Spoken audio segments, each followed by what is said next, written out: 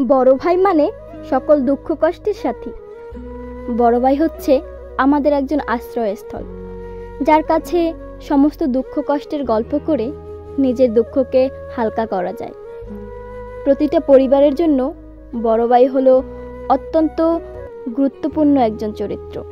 বড় ভাইয়েরা সবসময় দায়িত্ব সহকারে ছোট ভাই বোনদেরকে আগলে রাখে।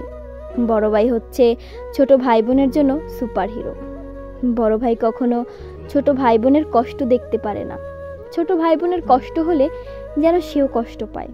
বড় ভাই সবসময় ছোট ভাই বোনকে ভালোবাসা দিয়ে আগলে রাখে এবং সমস্ত চাওয়া পাওয়া পূরণ করে।